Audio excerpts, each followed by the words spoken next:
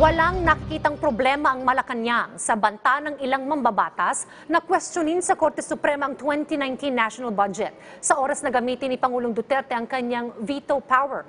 Git ni Presidential Spokesperson Salvador Panelo, karapatan ito ng mga kongresista. Nagbabalik si Daniel Manalastas. Kinumpirma ng Malacanang na puspusan ng binubusisi ni Pangulong Rodrigo Duterte ang panukalang budget ngayong taon, matapos maratify ng Kongreso bago nag-break ang sesyon noong nakaraang linggo. Sabi ni Presidential Spokesperson Salvador Panelo, pipirmahan na ito ni Pangulong Duterte sa lalong madaling panahon at i-veto o aalisin ang mga hindi naaayon sa konstitusyon. Wants to be sure that it is in conformity with the Constitution.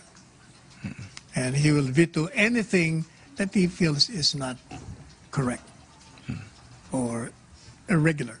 Nang tanungin naman ng palasyo sa plano ng ilang mambabatas na questionin sa Korte Suprema sakaling gamitin ng Pangulo ang veto power para ibalik ang umano'y 75 billion pork insertion sa 2019 budget. It's their right to question anything that they feel should be subject to a petition before the Supreme Court. That's their right. And in fact, that's their duty if they feel tama sila. Let the Supreme Court decide. Pero tingin din ng palasyo, hindi tamang questionin ang veto power ng Pangulo sapagkat ito ay mandato na ipinagkaloob ng konstitusyon.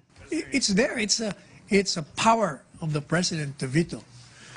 What they can do under the Constitution is to override the veto. You don't have to go to the Supreme Court.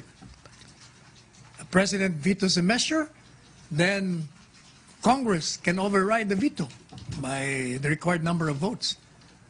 May mechanism eh. Matatandang pinaratangan ni House Appropriations Committee Chairman Rolando Andaya, si Budget Secretary Benjamin Jocno at Cabinet Secretary Carlo Nograles na may planong ipabalik ang umano'y 75 billion pork insertion. Kumpiyansa naman ng Malacanang na masasagot ng mga kalihim ang paratang. Sa huli, sa usapin naman na espekulasyon na planong i-veto ng Pangulo ang 2019 budget, sagot ng palasyo, It's in the realm of speculation. Daniel Manalastas para sa Bayan.